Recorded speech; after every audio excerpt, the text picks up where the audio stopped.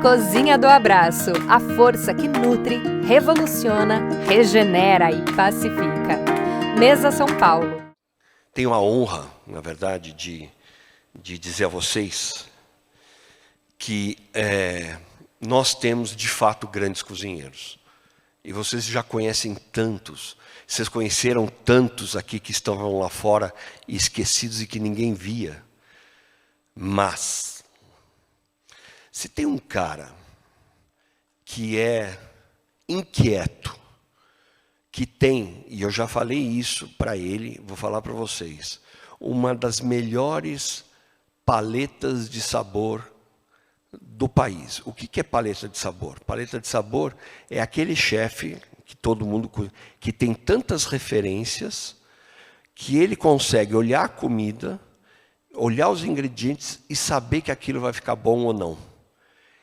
Ele consegue entender o que um ingrediente, o que o outro ingrediente faz e modifica completamente a criação gastronômica ou culinária que ele está fazendo naquele momento.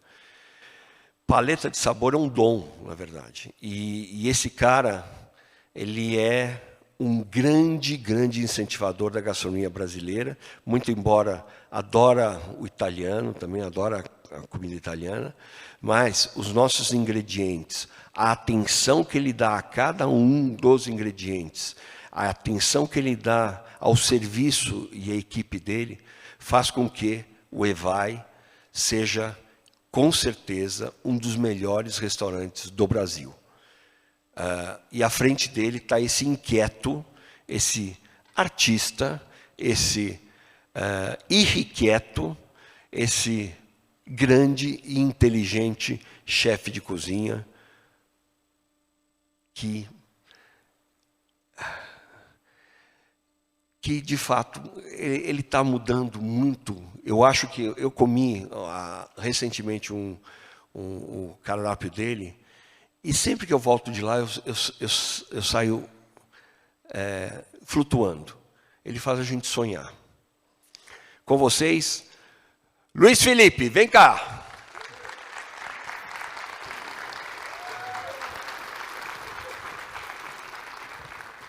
Sapeca. Sapecão. Os caras é sapeca. Gostei, viu? Gostei. Vai ganhar uma. Tá bom. Depois da apresentação, dessa introdução, vai ganhar uma. Opa! Não tem como. Queria, viu? Esse jabá todo, assim. Não acredita nas mentiras do George, gente. Ele é formado em mentira na faculdade de Massachusetts. Bom dia. Cozinha do abraço. Cozinha de abraço, né, Mariela?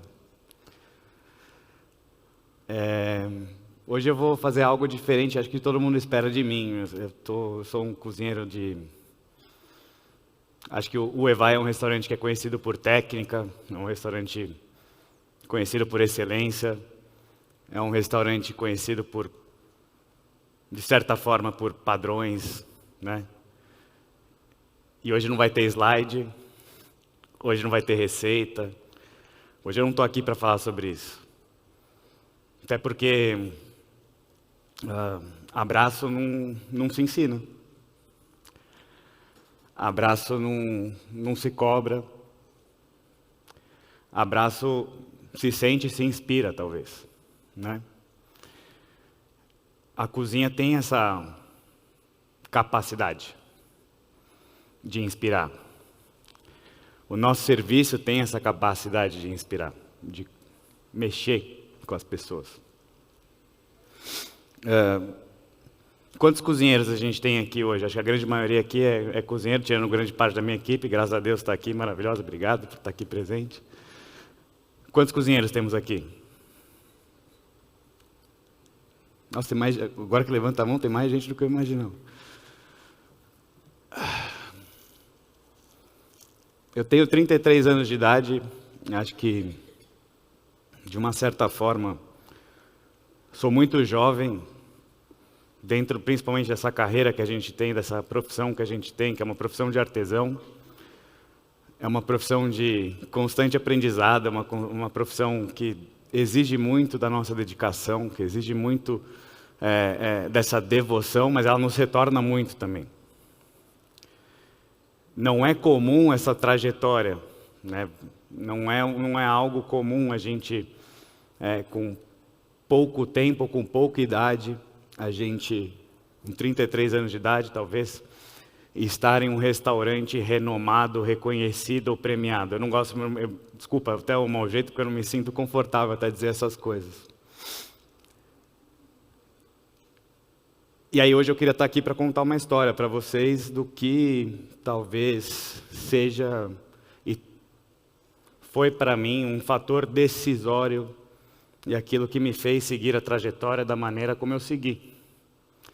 O que me fez perdurar, o que me fez ter a resiliência, porque, vamos falar a verdade, para quem é cozinheiro aqui, sabe que essa é uma das profissões, apesar de apaixonante, das mais difíceis que existem, né? A gente trabalha muito, trabalha em horários que para o mundo é mais difícil do que para a gente de entender, na maioria das vezes é num horário contrário do que o mundo trabalha.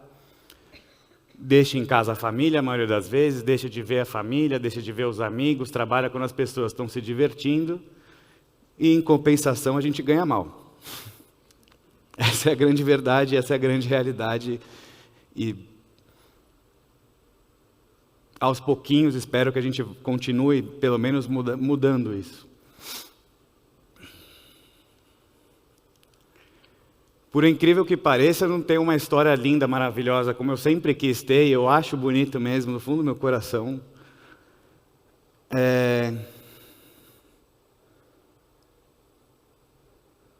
Que de uma certa forma soa muito bonito e soa muito bem.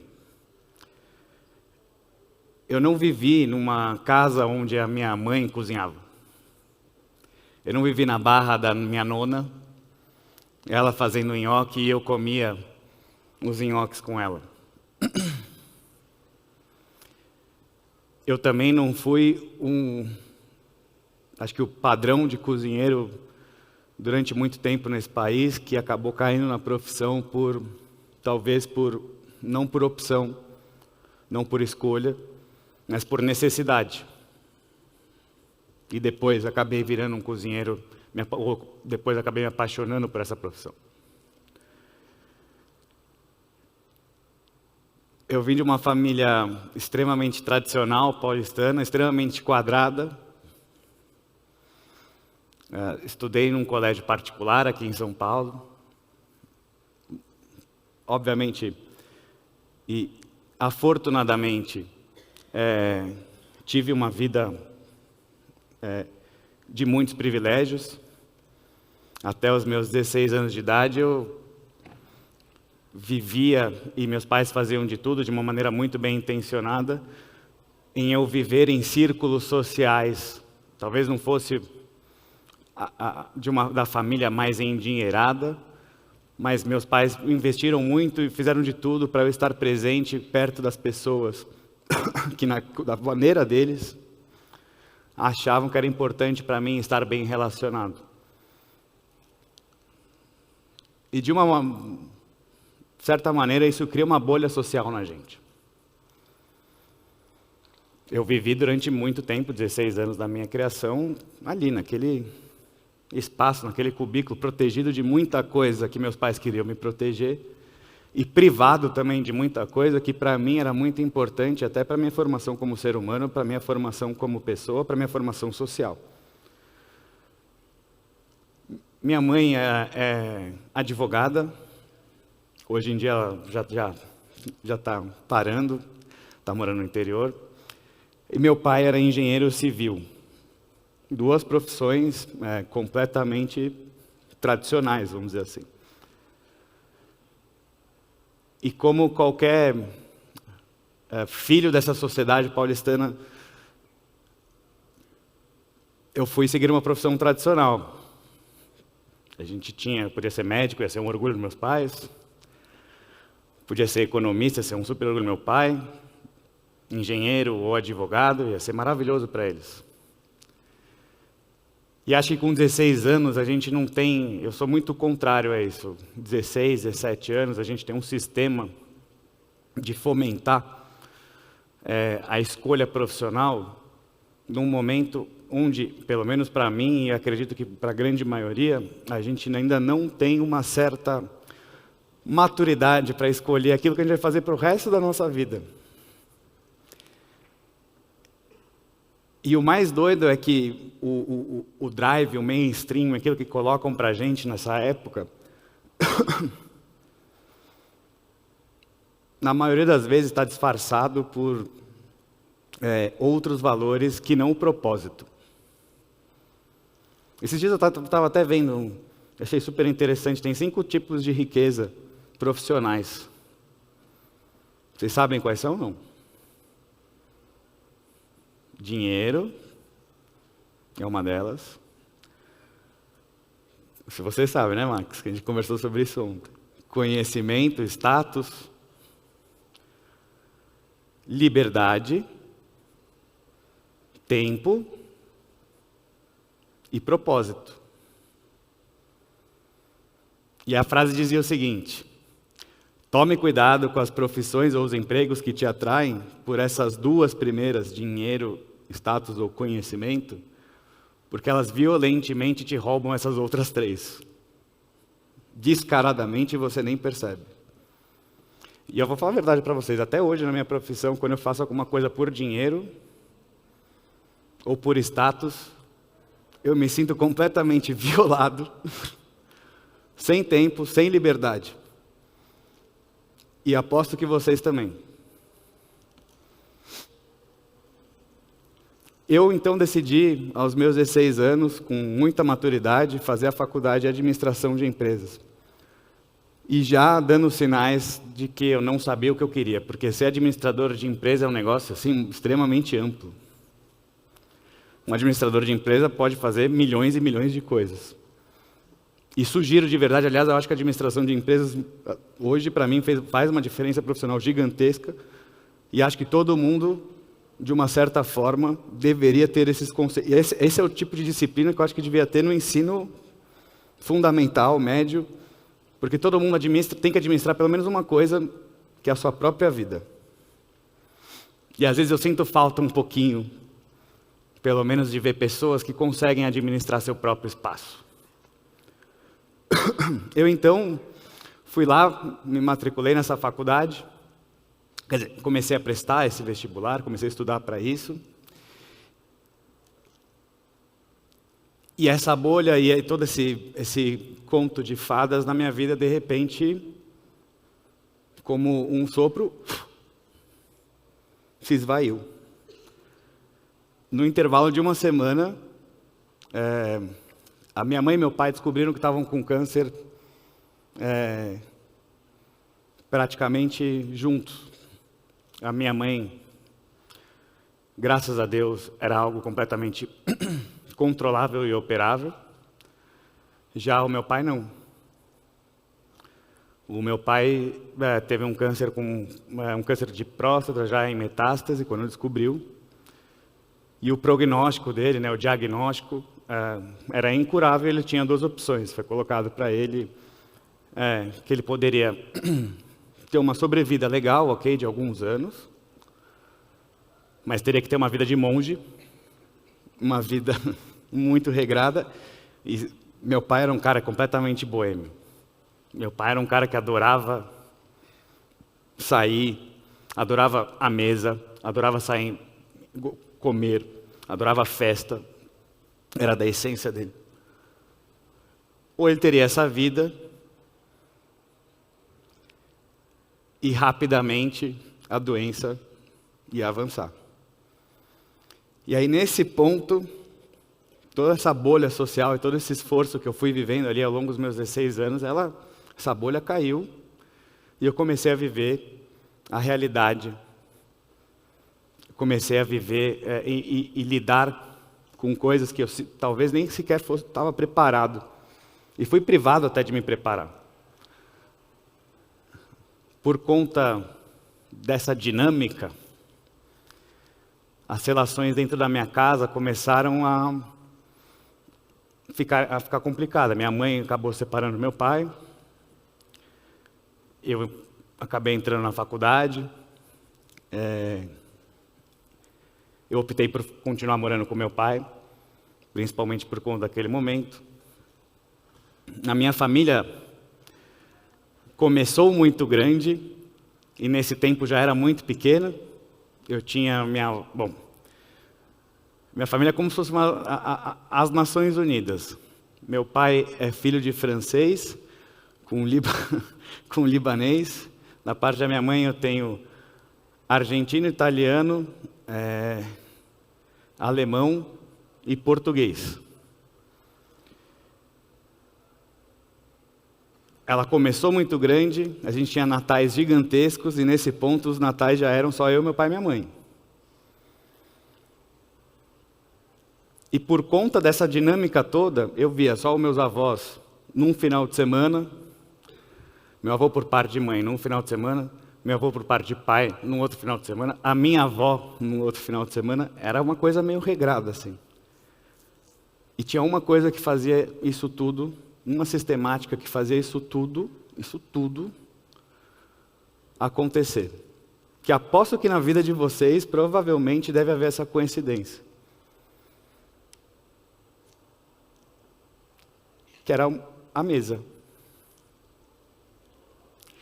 Que eram os almoços, que eram os jantares. De uma certa forma, a cozinha já estava ali presente na minha vida, e eu não cozinhava, eu não pegava numa faca, nem pensava em ser cozinheiro naquela época, pelo amor de Deus. Eu queria ser administrador de empresa, já estava trabalhando no banco. A Rosa está aqui me olhando, porque ela sabe muito bem essa história.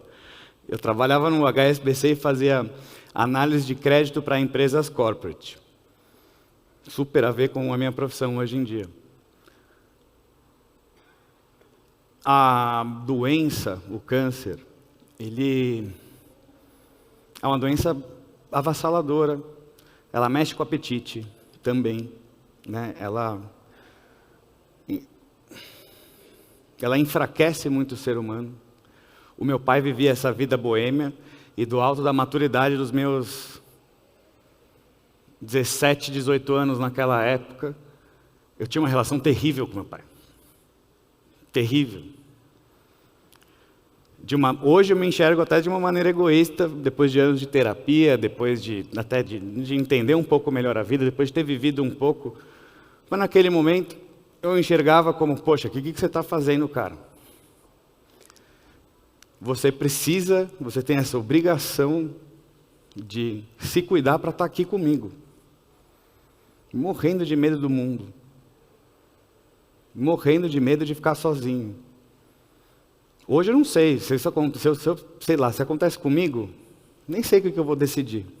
Será que eu vou querer viver a vida até o último segundo e aproveitar tudo que eu tenho para viver?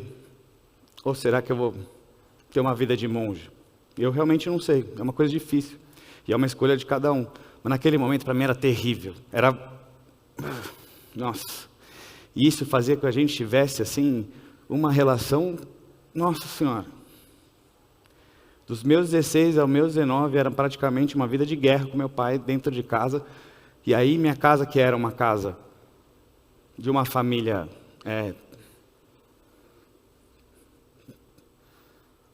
modelo, passou a ser uma família completamente diferente. 2 homens que não sabiam cozinhar, e a gente tem essa coisa aqui, que é a tarefa da cozinha fica a cargo das mães, das mulheres, né? As tarefas de casa, a gente tem essa coisa até machista, de que toda essa tarefa fica sempre a cargo da mulher. A gente não sabia nem sequer o que fazer dentro da cozinha, nem sequer operar uma casa, administrar uma casa. E dentro dessa loucura toda, meu pai cada vez mais empolgado com a vida, tentando talvez se esconder daquilo que ele estava com medo também, e criando esse conflito comigo. Existia uma única coisa que fazia a gente ter um diálogo: a mesa, a cozinha, a gastronomia.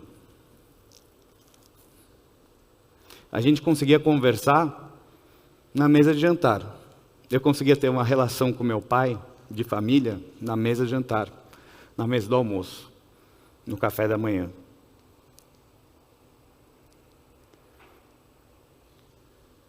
O resto do dia era guerra, era pau. Não dava certo. Eu tive 3, 4 anos ali de uma vivência terrível, de uma relação conturbada. E em determinado momento, inevitavelmente, meu pai veio a falecer. Naquela época eu já estava encaminhado no banco, já estava bem profissionalmente encaminhado. Ainda não tinha me formado, porque eu tinha algumas DPs, que eu também não era nunca fui o melhor aluno e também não sou santo, não sou Madre Teresa. Quando isso aconteceu, veio outro segundo choque para mim. Eu enfrentei as realidades que eu deveria enfrentar. Eu tinha que escolher assumir certas responsabilidades e entender que aquela bolha toda e toda aquela situação criada para mim, na verdade, foi criada para eu enfrentar aquele momento. E aquela coisa que ela ficava me martelando, que a gente tem que trabalhar com aquilo que a gente gosta. Que trabalhar, na verdade, não tem que ser um fardo. Não tem que ser ruim. E aí eu vou falar isso do fundo do meu coração para todos os cozinheiros aqui. Tem um provérbio chinês que todo mundo já deve ter escutado, que é: escolha uma profissão que você realmente goste, nunca mais terá que trabalhar na sua vida. É 100% verdade e 100% mentira ao mesmo tempo. O que faz isso ser verdade é o propósito que eu falei agora atrás, que você coloca nisso. Há mais de 15 anos atrás, o mercado, a gastronomia, as cozinhas, a Rosa é precursora e principal agente, inclusive está aqui, de mudança dessa história. A cozinha realmente era um lugar de subemprego. A cozinha era um lugar de emprego, não era uma profissão. Eu decidi, então, naquele momento, por quê?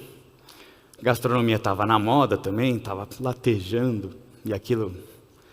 o Alex estava na capa da Times. Nunca sequer tinha entendido que era possível enxergar que a cozinha era uma profissão. Juro, para mim isso era uma coisa extremamente distante. E eu estou falando a verdade para vocês. Não é que eu cresci querendo ser cozinheiro. Não é que eu tive aptidão desde pequenininho.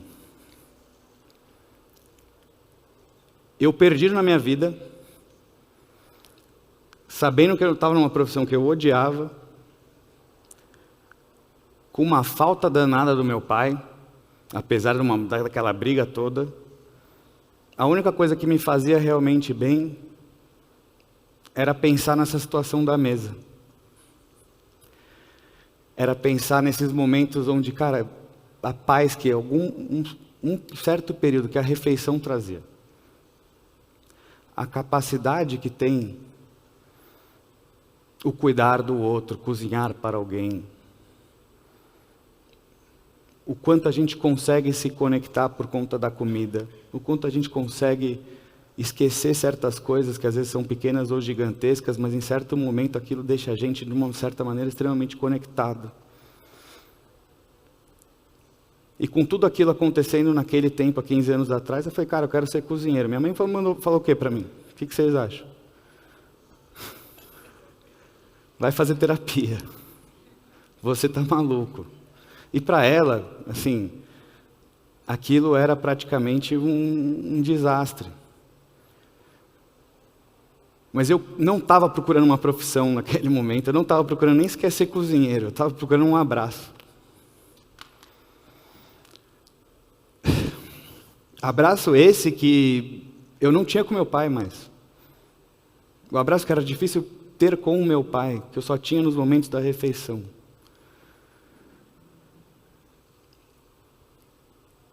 Óbvio que o Evai é um restaurante de excelência, que tem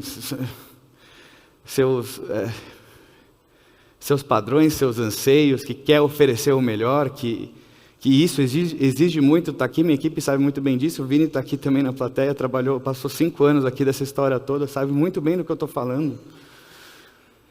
Tem muita pressão, exige muito da gente. Mas por trás de tudo, por trás do dinheiro, né? Por trás de prêmio, por trás até dessa coisa de servir a excelência, porque isso aqui é tudo um formato, gente, é tudo que vocês desejam para vocês como profissionais, como vocês querem trabalhar, não importa. A gente pode aqui fazer macarronada mesmo, sabe? Molho de tomate, macarrão, se quiser colocar um frangão lá, não estou aqui falando tecnicamente, estou falando de coração.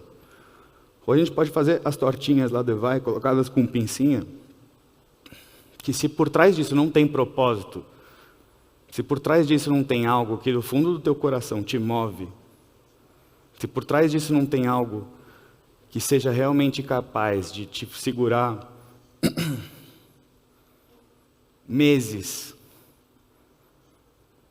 trabalhando 2 horários, meses sem ver a tua família, anos ganhando mal, mas, cara, feliz pra caramba, porque você está fazendo aquilo que o teu propósito te paga em primeiro lugar.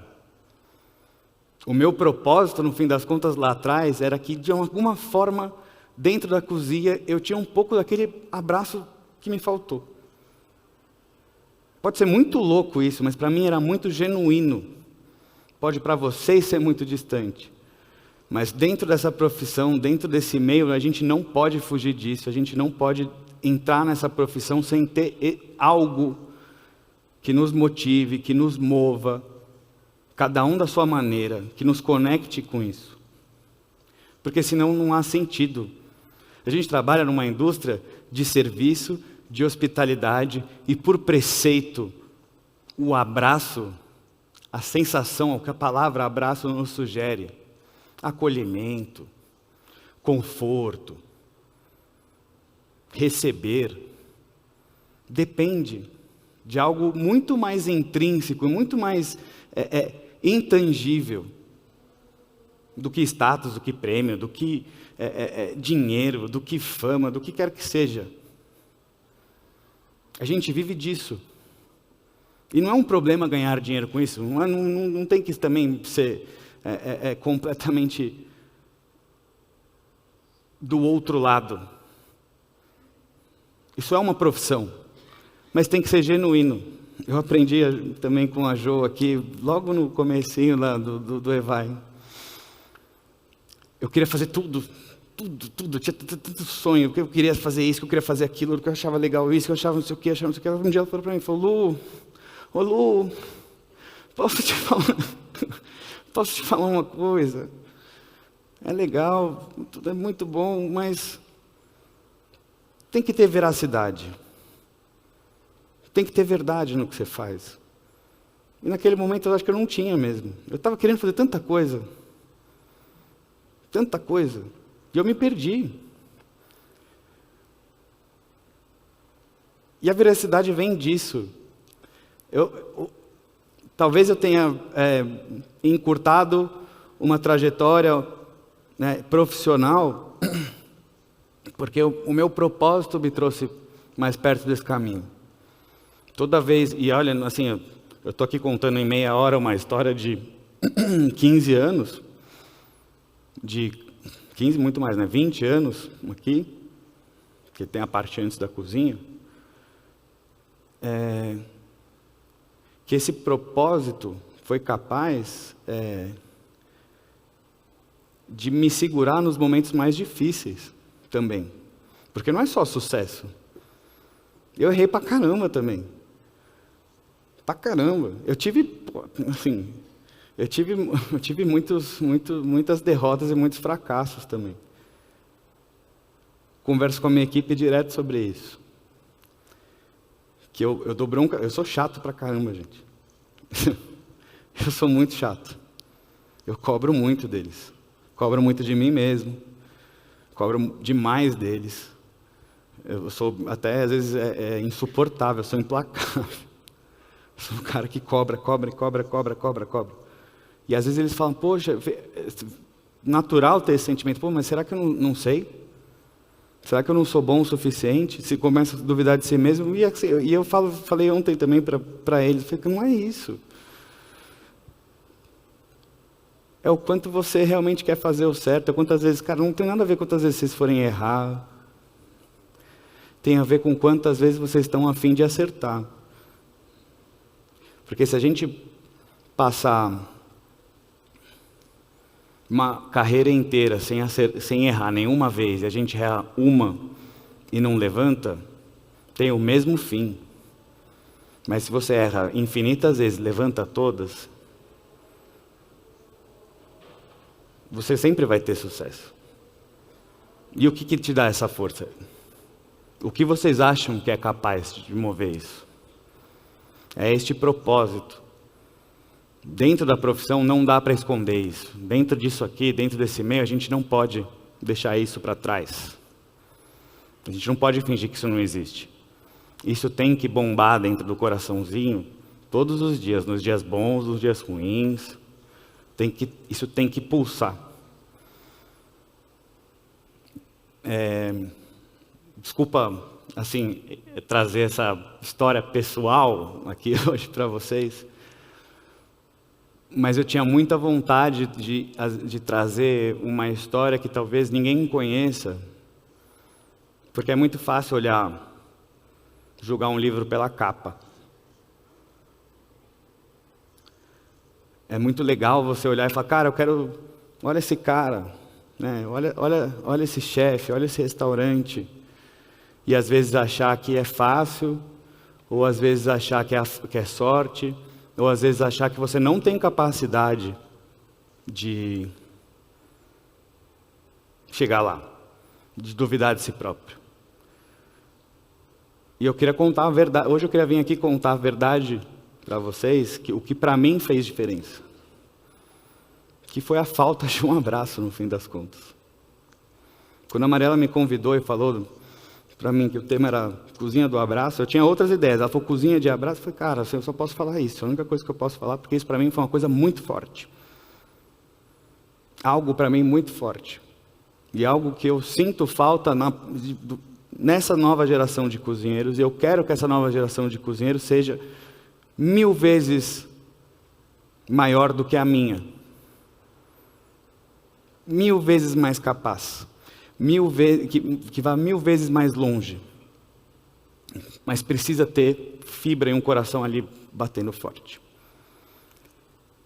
E aí por isso, para encerrar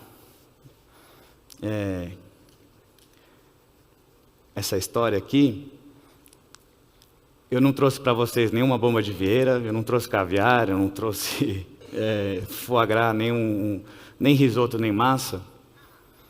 Mas eu convido todos vocês, eu trouxe um caldinho de feijão que eu fazia para o meu pai. E eu queria que vocês tivessem esse abraço nesse momento.